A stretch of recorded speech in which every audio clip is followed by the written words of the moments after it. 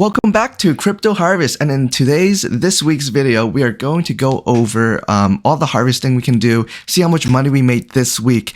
But in news recap mode, Bitcoin fell to its lowest low again. Not surprised, we are in a bearish market, and what happened this week was essentially there was an FOMC meeting with the new chair, and he decided to hold rates fixed, which is expected. Everyone expected that. But the future guidance was a bit shaky. So a lot of the people on the committee had different opinions, and it seems like it's leaning towards no rate hikes or some rate hikes this year, but no decrease in rates. This means that holding speculative assets like Bitcoin comes at a real cost, right? A more substantial cost than what it did before. With higher interest rates, you can hold your cash, hold your money into a savings account, generating you more interest, guaranteed safe. Meanwhile, stuff like Bitcoin doesn't earn you any real yield. We do yield farm, so that's different, but like just holding Bitcoin itself doesn't earn you anything. So the cost of it now is increased because of this future guidance over interest rates. So that's why the market fell. You can see we fell down, like BNB is trading below 600, below 580 even. So it's pretty bad. But no worries. When the market's down, I still like to add on to my funds. So I will be adding more into ETH WBNB. We're just harvesting stuff at this moment in time. So last week, if you remember, we created a new pool. Please check last week's video to see how we made that pool. But essentially, all the earnings we made last week was around $150. We added it back into Ethereum, and then this should have made us money. So now we're going to check if this pool did make us money. For the new viewers here, the pool basically we deposit some assets in it, and then there's some fixed rewards that this website gives you for holding funds in their platform. There's other ways to make funds too. If people trade within the platform, that earns you a fee of the transaction cost, a percentage of the transaction cost. But most of it that we're doing for this sort of thing strictly is for these rewards that they give you on a daily basis, right? So let's check it out. So 5 is our pool ID that we have, right? 5 over here. And if we write it, it will pop up on the right side. And we can see that it made us 96 cents. So we made $1 from our 150 last week. So that's pretty good in terms of returns. If we made $1, we put in 150. In a year, or 365, right?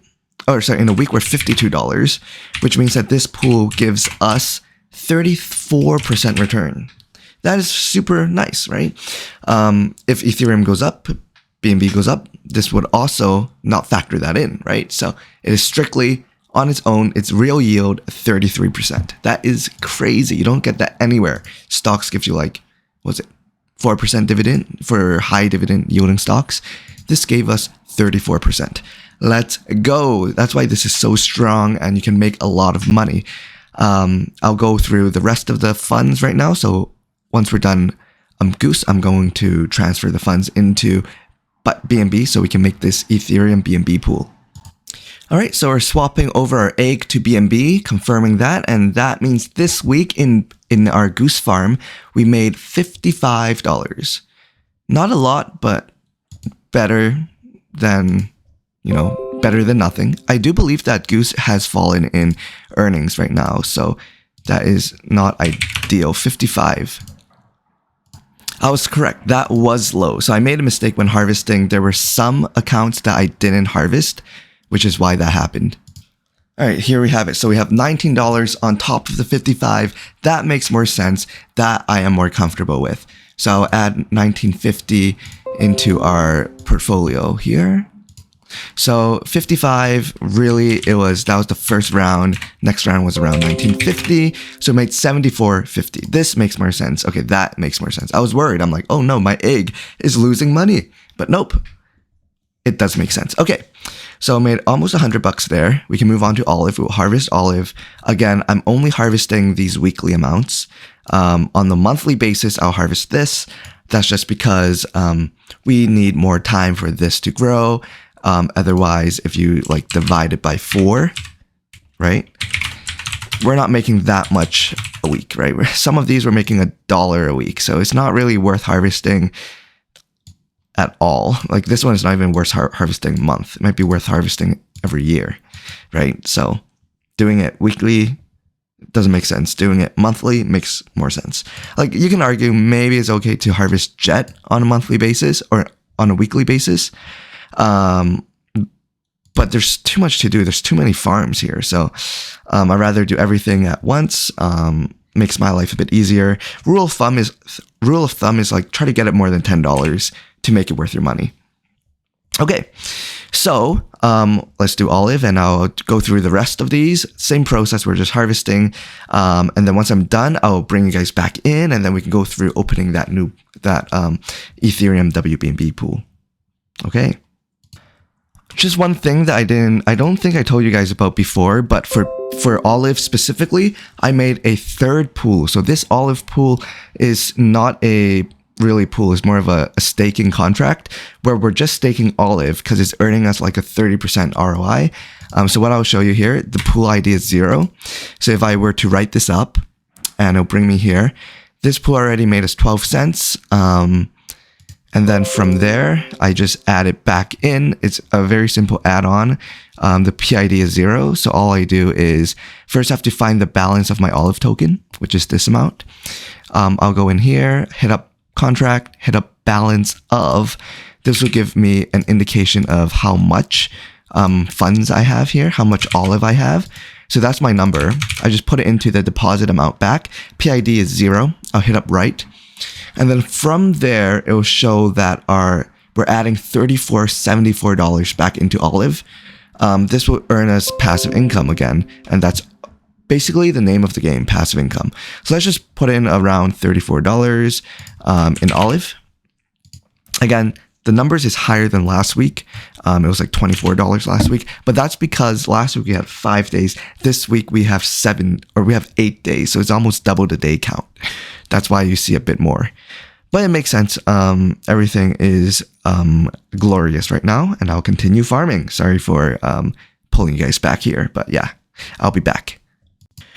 All right, so as promised in today's video, we're going to show you how to make this BNB pool. I made it last time, so I know it works, and this time I'll be doing it for your purposes. So first, we have to open up the liquidity pool, and if you want to do this, just copy the exact same steps. This is how you do it 10 times out of 10. So first is the A token, right? That is just the Ethereum token that we're adding. And now moving on to the second token, that will be our WBNB token. So we'll just plop that in here.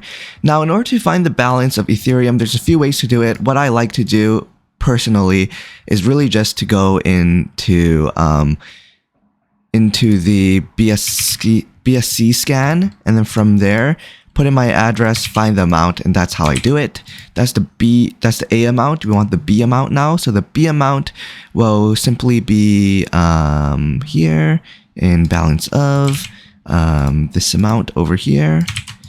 And then you just plop it in. And then from there, you want to get like a minimum amount. So I just cut this by half around that. Cut this by like half-ish. Doesn't really matter. Address would be to me. The deadline, you just have to find the deadline converter. It's just any online site. So I like using this site, but any site would do. Just type in BSC converter time. And then I want to add a bit of time to it because this is the time at this point in time. So you can't do that time because it'll be a past time by the time you write the entry, right? So from here, it shows that now we're adding in $115 to the account. That's probably the amount we made this week. We made a bit more, but I reinvested some of the funds. So not entirely the amount that we made this week. But besides that, that's almost done. One last step is to add that pool that we just created back into the farm. So first you have to find how much of this pool did we create. Well, in order to do that, you have to find the balance of this pool, this cake LP rather, liquidity pool. And then from there, you go back to deposits, which is the first thing we did. Put in the amount of the liquidity pool, and we're depositing that into Goose Finance, which will then earn us the rewards that it provides. So the PID is 5. So then from there, we connect our wallet one more time, MetaMask, right? And that will give us the amount of our Goose in the form of LP tokens. And that will, in return, we get some of the remaining balance from the pool that we had beforehand. But besides that, that is how you do it. So that is how you create the Ethereum WBNB liquidity pool. Before I let you guys go though, let's quickly talk about our tracker this week. So I revamped the tracker. I have set myself a goal. I figured, okay, what is the amount that I need to retire? The amount that I need to retire will be around $100. The reason why it's 100, let's say like food, shelter, like the basic needs, right? We kind of want to see if I can survive just off basic needs, and then you can do what they call like a coast fire, where you can just financially retire, but still work a part-time job here and there. So you're not fully retired, but you have enough of your basic needs to do your day-to-day without having to worry about losing your job, right? That is the key. So if I want to live good, like let's say I just do one all-you-can-eat a day, which is fair, right? I think a lot of people can survive one meal a day. That is no problem. You can eat to your heart's content. Let's say that's around $30, right? Now shelter, that varies, right? Let's just say you rent a one bed is like $2,000, $2,000 a day. Sorry, $2,000 a month, right? If you get that on a daily amount, is around $66. So with that combined, you're hitting around $100 of your basic needs, right? Food, shelter, that's all you need.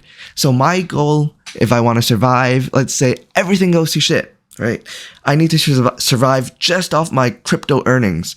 I need around $100 a day. I can probably get that down, right? You can probably not do $2,000 in, you can share a bed, whatever. You can get it down to like 60. You can do like one meal every 2 days to get down to 40, right? But I don't want to live like that, right? I want to live a good life. I think $100 a day is a fair amount. Now, you're not factoring stuff like transportation and whatnot. But at this point in time, you know, I think $100 reasonable, you can survive. Now, on a daily basis, if I do the formula, I'm just getting the weekly divided by the number of days, and then the monthly divided by 30, right? This is what we're making per day, around $31 USD. Means on an annualized basis, we're making around 11 grand. That's pretty good. On a weekly basis, we made almost $220. So this is the amount that we're running with, and we're almost there. We're 30% of the way there. I probably hit 100 in 2 years, around that, assuming I don't add more money to the funds. I might add more money if Bitcoin really drops down to like, let's say like 40 grand, then I'm just gonna load in, right? Buy the entire supply. Can't really do that, but I will definitely load up a couple grand here and there. If it dips below what I think is reasonable, I would definitely consider it. And that will just increase our goal to 100 much faster. But with that being said, I hope you do enjoy this video, and Crypto Harvest, peace out.